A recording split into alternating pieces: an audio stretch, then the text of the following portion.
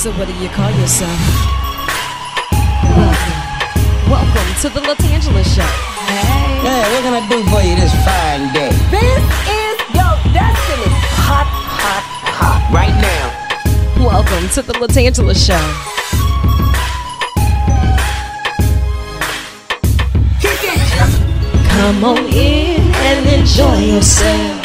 Right now. We gon' party like no one else. Welcome to the LaTangela Show.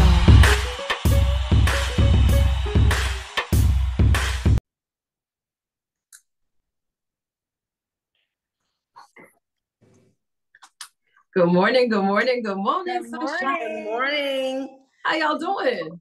What do you go by? You go by LaTangela, you go by Tan, you go by Tange. What? LaTangela, Tan, sis, cuz, hey, plate ready, either or. Hey. There you go. Look, I know y'all have been rolling, and thank you so much for taking time out of your schedule to join me today. Because, you know, it's just an honor to be amongst this level of royalty. Can we just get the fangirl moment out the way? Like, I don't know if you know it or not, but I'm like your extended family on Auntie Mary and them side. I'm your long lost cousin in my mind. And we're just going to let that be that. I see the resemblance. Hey, cuz. Hey, girl. Hey, girl.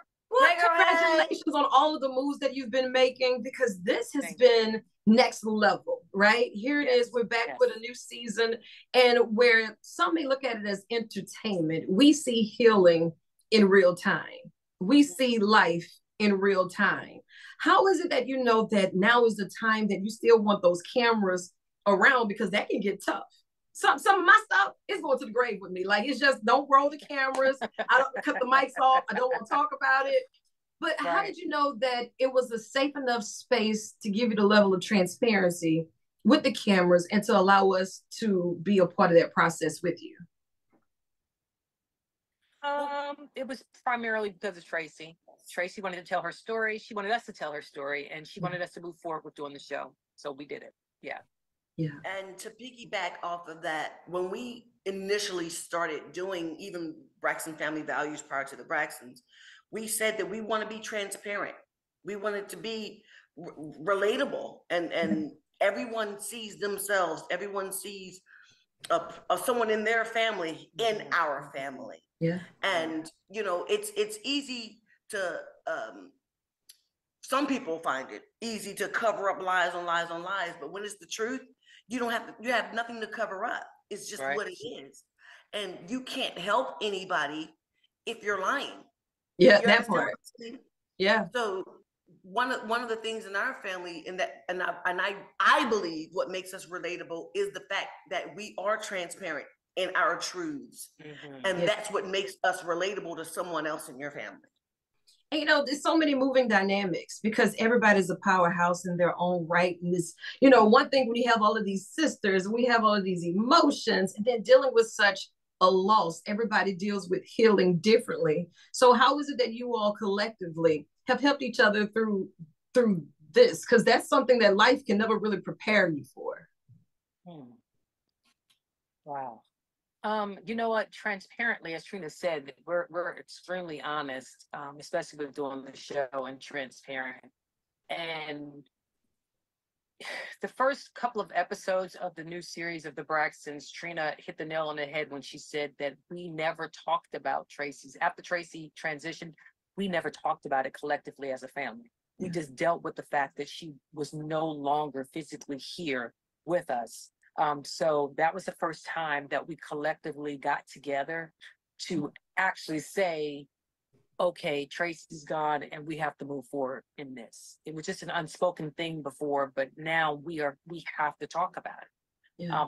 And with us talking about it, we're able to help other families, because unfortunately, this is something that every family has to go through, is that's a loss or a death or someone's transitioning.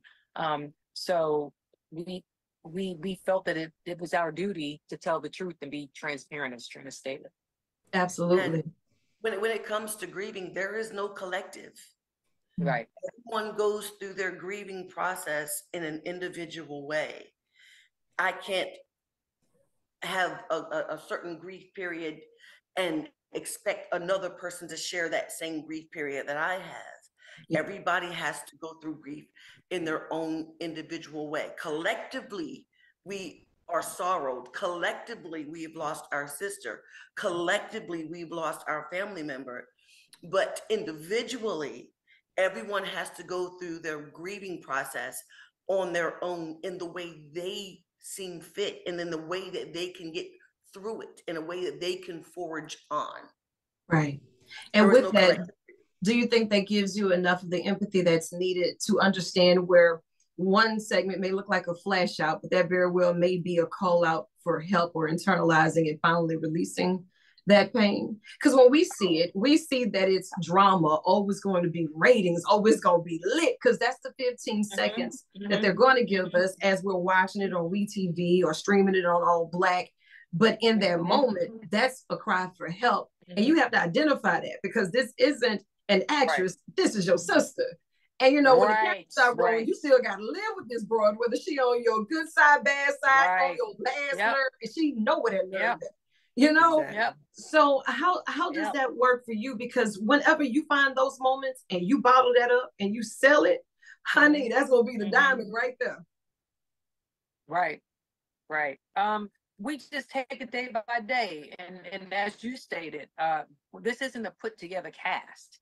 We can't just have an argument and then it just ends there and we wait for filming again and we have to pick up where we left off. We have to take everything home with us. We deal with it every single day. We may not want to handle it face to face every single day, but we still have to deal with the situation every single day. So that we just have to do it in our own time, you know? Absolutely. And I know right now we cry through laughing and we laugh through crying. And one of the beneficial things of being on reality television for us as a family is that we get to look back and we get to see our sister. We get to see those good times. We can see those hard times. We can see those bad times. We can see those great times. And we are just grateful for our WeTV family that they've archived these 147, now 150 at this point, episodes that we've had to keep our sister in remembrance. And then her fans get to relive all those wonderful moments with Tracy along with us. So we're very, very grateful to have this platform to be able to relive and share those moments with our sister. Everybody doesn't have that. And then the stories that you're sharing with us, you are helping collectively heal those who don't want to say it, who don't want to face it. And as you stated, there's something that we can relate to. And I appreciate you for having that level of transparency with us. And, you know, I know we're going to start this year all strong for Dear 2025, and we're going to get started today. So if we're going over all of the steps, what's that one thing that you're excited about the most to close out 2024 and bring in 2025? Boop, boop, boop, boop, boop, boop. For me, it's my entrepreneurial everything. My creativity, my new television shows that are coming out that I've written and created, my new coffee line, my new Healy line that's in Walmart. Boom, plug that in. Boom, shameless plug. Wait, what is it? Tell me about that. It's called Healy, Heali. It's kinetic tape, and it's in Walmart right now. And you have one for pregnant people, you have one for pros, for after working out. It's absolutely amazing. It's in Walmart. Go get yourself some. And then my coffee, Tuxedo brand coffee. You can go to that.com. I have a couple of new television shows that are coming out. Hopefully at the end of this year, we're going to see how those slots come in. Woo! Yeah. And I'm excited. I'm excited. 2025, Trina is going to thrive. Boom!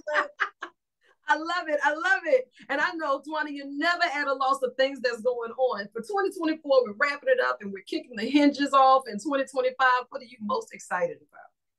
Wow, it's so much. Sean and I have, my honey and I, we have an amazing journey. I can't wait for you guys to see the last episode and the rest of the episodes of the Braxtons.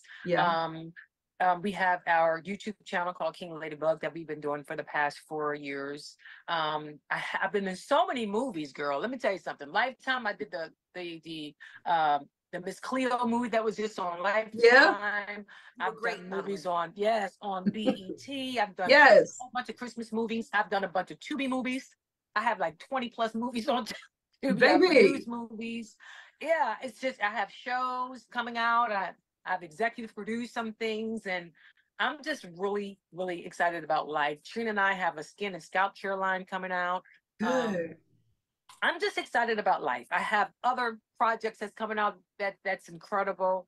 I'm just really excited. I mean, I life, love it. I'm just grateful. I'm just walking in heaven and walking in joy. Yeah, as you should be. We're Yes. going to count up those wins and we're walking to victory because this is the victory lap. I'm looking forward to Yes. the season of the Braxtons. We TV, they got it right. My cousin, them showing up and showing out. And it's also streaming on none other than All Black. And I want you to think of this Yes. as an extension of your office. So whenever you have anything that's going on, jump in the hot seat and on the tan line, tell them, look, I need to get on cuz. So let's talk. Okay. Or just come to I got you. Louisiana and we'll call it a field trip, okay? And New Orleans have great food, so Say That less. is yeah. Say less.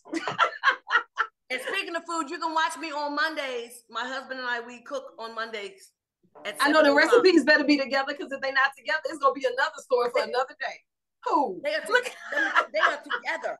They are together. We are not going to be remiss about the fact that Trina owned a whole restaurant for 5 years. That I part. love that restaurant. That Food's so part. good. Look, and I'm showing up hungry. Hungry. I know y'all have more work to do, so I'm gonna let you chase the sun or let the sun chase you. But either way, get after it. I love you, and there's absolutely nothing you can do about it. I see y'all soon. Thank you, LaTangela. You're Thank y'all amazing. so much. Thank you. You're cousin. super fun. Bye, y'all. LaTangela, Chloe. Hi. So if you need How are you? I'm fantastic. How are you? Marvelous, darling. We finally inched our way to the weekend. I got Yes. the one and the only Chloe in the hot seat and on the tan line. I mean, life is looking up. What you mean?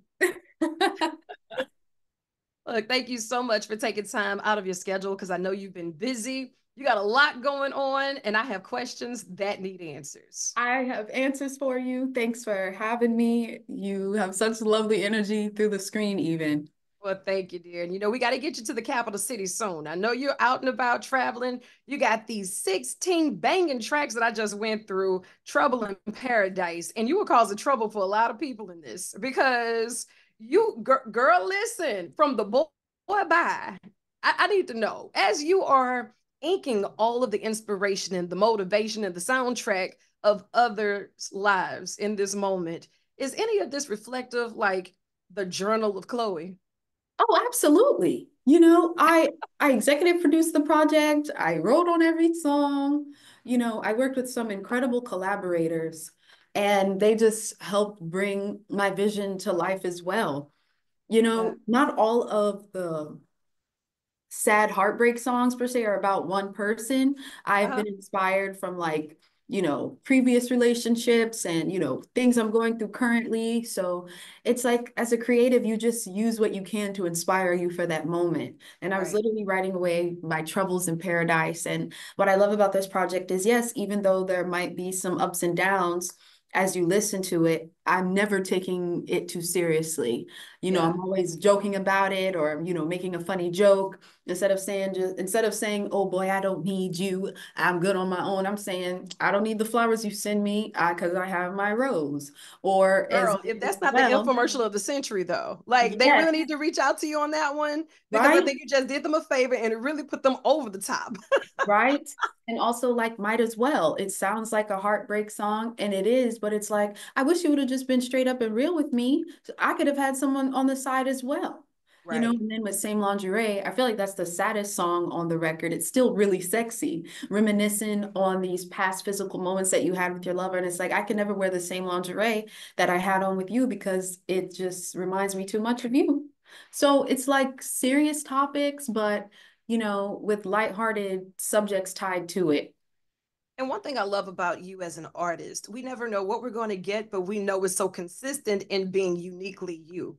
It's like they can't put you in a box because if you want to take it on this side, you can. If you want to take it on this side, and even some of the tempo changes that you're doing and the remix, you caught me off guard with that. Have I told you? Like, I was like, wait a second. And then you took it somewhere completely different and you brought it right back. I said, this girl is a genius. I just wonder if you realize how in tune with so many, because they have a lot of artists, a lot of writers that have paved the way. And we're hearing some of their contributions in your work, but we still get all of Chloe.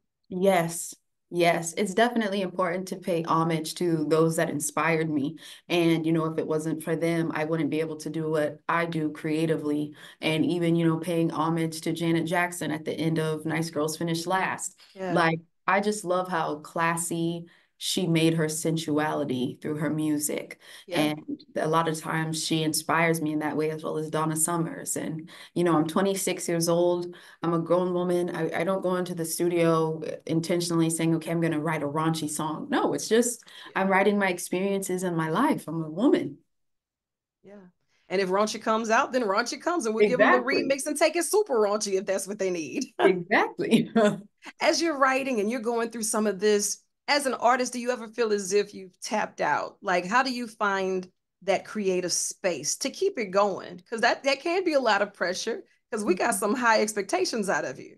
Absolutely. For a while, I realized I was just creating and just going to the studio in LA just so I had something to do, a distraction to run from, whatever I was going through. And it was almost like, yes, I was creating cool stuff, but everything started to sound the same. And, my manager, Sharmay, I'm always playing everything for her. And she was like, you need to be inspired again. That spark needs to be reignited. And so she's like, I know you love St. Lucia. Why don't you, go there and just create and see how you feel? Because she's like, I see like you're becoming like stagnant when you're creating. It's not as exciting for you anymore. And I was like, you're right. And once I went there and started creating, it was like a whole new world opened up for me. I was just, we'd go to dance halls and we'd go to street parties, and hearing the sound influences and seeing people dance upon each other really inspired me, as well as the waves of the ocean. So creating as I'm looking out of the horizon and seeing this vast, beautiful water, it was more than inspiring for me. And I literally wrote away my troubles in paradise. And you're taking us on a musical journey with this. So I'm grateful that you took it on over there and you just fell victim to whatever the ambiance called for, because you did that. Thank If you you. had to choose, and I know as an artist, we're not supposed to pick our favorites. It's like asking somebody to pick their favorite kid. But if there's one on this project that screams to you the most, it's going to hit everybody a little different whenever they hear it, and maybe even come back and listen to it again. But that one song that may have been tougher for you to release than not. Ooh, not necessarily tough for me to release, but I think my love for different songs happen each day.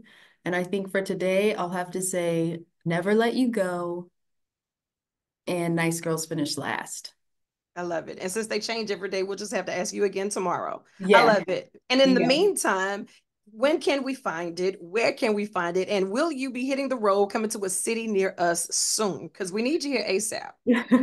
What's Trouble in Paradise is available everywhere on all streaming services. You can buy it, you can purchase it, and you can find me everywhere at Chloe Bailey. And I love performing.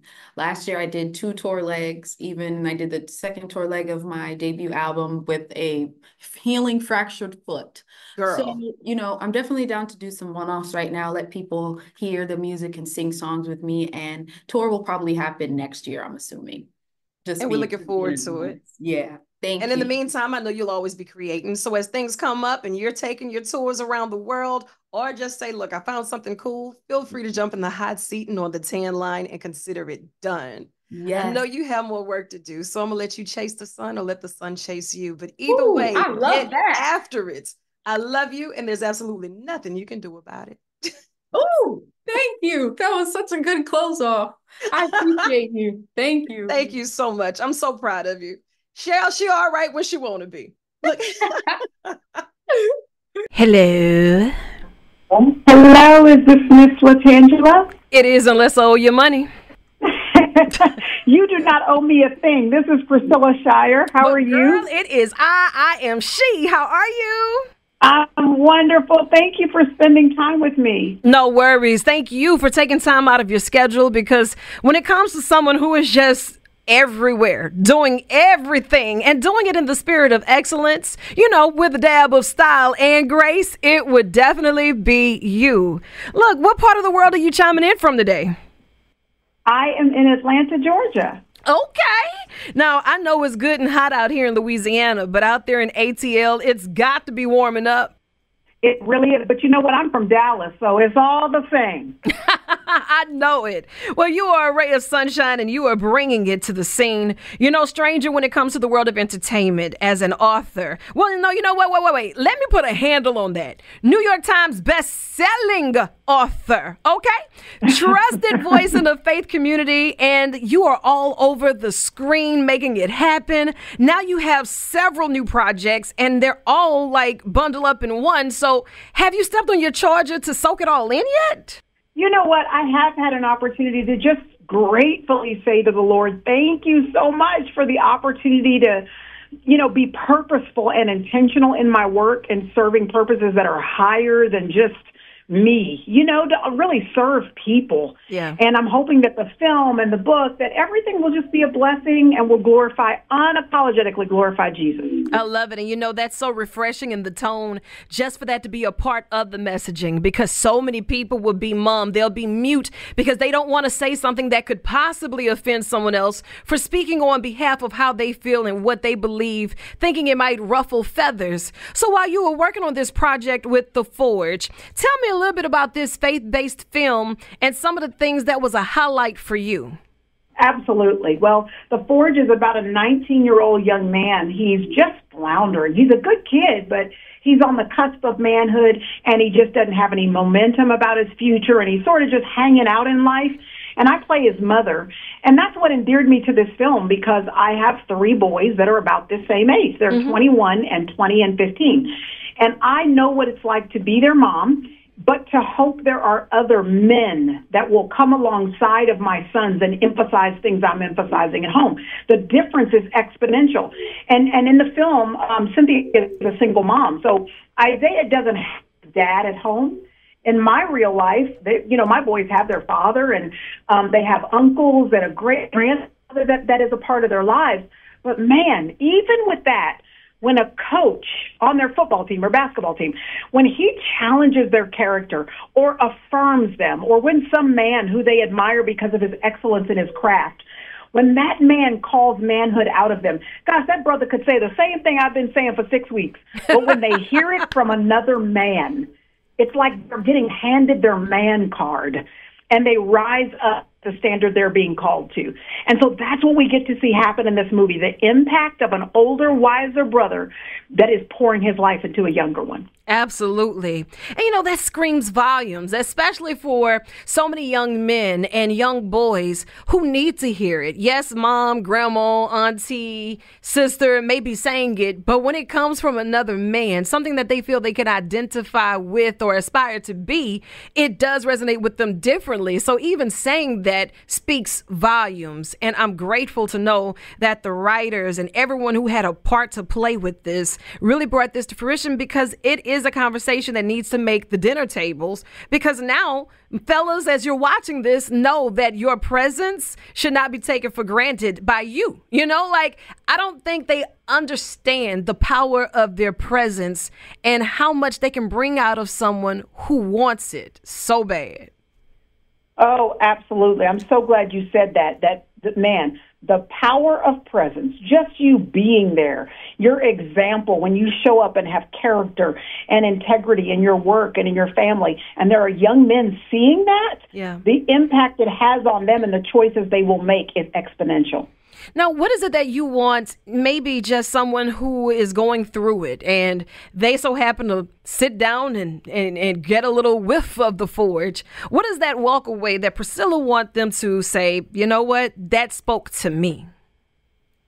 Well, I'm hoping that those who feel like Isaiah, where there's someone that was supposed to show up for them, in Isaiah's case, it's a father, but if it was your mother or your father or some spiritual leader or a teacher, that they were supposed to be trustworthy, they were supposed to cover you, and instead maybe they abandoned you or they betrayed you, and there's a gap or a wound or anger. Isaiah in the film is angry, and there's unforgiveness in his heart. I'm hoping as they see Isaiah go through the process of forgiveness and the freedom that gives him, but then also how they see God fill in the gap. Yeah. That God can send surrogate people into your life, moms, dads, aunties, uncles, church mothers, people who fill in the gap and replace what has been seemingly lost.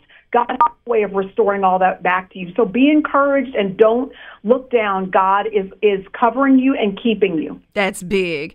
And you know, you are a mastermind at being a vessel of just letting everything flow through you. You know, it's like the power of your presence and the way that you're so responsible with your platforms. You are a trusted source, and that's not by accident. It's through consistency and, you know, being a light in what many may have deemed as dark times. With this new book, I Surrender All. I know it's hitting shelves soon. I need the inside scoop. Don't make me wait. Priscilla, I got you in the hot seat and on the tan line. I want to know, where did you find time to ink in this I Surrender All? Well, do you remember when we used to back in the day, hymnals, like the red hardcover hymn Yes. book? And we used to sing songs like Victory in Jesus and Great is Thy Faithfulness. Well, one of those hymns that I remember from childhood was I Surrender All, the most simple statement, and yet it encompasses what's supposed to be the full expression of the Christian life, that it's not just being a believer. That's a free gift, but it's surrendering, and that comes at a cost. But that's where spiritual maturity comes. That's where we get to walk with Jesus and actually grow in Christ-likeness when we keep our grasp loose on the things of this world, so that when he asks us to let them go, we are willing to do it for his name's sake, so that he is in first place. And so that's what this book is. It's a reminder for those of us who place faith in Jesus Christ that we've got to hold loosely the things of this world, surrender ourselves completely to him, and keep him in the position of priority in our lives. Absolutely. Priscilla, I want you to think of this as an extension of your office. Of course, whenever you find your way to Louisiana, I got you covered on all the gumbo, the beignets, and snowballs, and all that good stuff. Woo! Okay? Because it's a field trip, and in my mind, you my honorary cousin on Auntie Mary and them side. And if Perfect. you dig deep I enough, love you it. got an Auntie Mary. Wonderful. So I know you have more work to do, so I'm going to let you chase the sun or let the sun chase you. But either way, get after it. I love you, and there's absolutely nothing you can do about it.